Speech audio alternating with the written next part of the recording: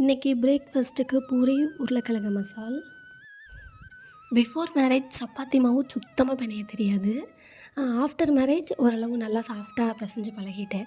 அம்மா வீட்டில் இருக்க வரையிலும் தட்டுக்கு சோறு கரெக்ட் டைமுக்கு வந்துடும். ஆனால் இப்போ தட்டு இருக்குது, தட்டுக்கு சோறு நம்ம சமைச்சா மட்டும்தான் வரும். ஒரு சோறு சாப்பிட்றதுக்கு சூரிய வம்சம் தேவையானி மாதிரி பேசிகிட்டு இருக்கேன்ல. இன்றைக்கி பூரி உருளைக்கிழங்கு மசாலா உண்மையாலுமே சூப்பராக இருந்துச்சுன்னு சொன்னாங்க. பூரியை தொட்டுக்க இல்லாமையே சாப்பிட்லாம், அவ்வளோ சாஃப்டாக டேஸ்ட்டாக இருக்குன்னு சொன்னாங்க. இன்றைக்கி ரொம்ப ஹாப்பினா. அதுவும் இந்த பூரி புசு புசு நல்லா உப்பி வந்துச்சு பாருங்களேன். ப்ரெக்னெண்ட்டாக இருக்க டைமில் இந்த ஆயிலோட ஸ்மெல்லாம் சுத்தமாக சேராதுன்னு சொல்லுவாங்க. எனக்கு நல்லா சேர்ந்துக்குச்சு, அதனால் நல்லா நான் சாப்பிட்றேன். எப்போயாவது ஒரு தடவை தான் சாப்பிடுவேன், அதனால் ஒன்றும் பிரச்சனை இல்லை. லஞ்சுக்கு முருங்கைக்கீரை பொரியல், சாப்பாடு, மாம்பழம், சுரக்காய் சாம்பார், ஆம்லேட், அவ்வளோதான். இந்த வீடியோ உங்களுக்கு பிடிச்சிருந்தா லைக் பண்ணி ஷேர் பண்ணுங்கள். பாய்.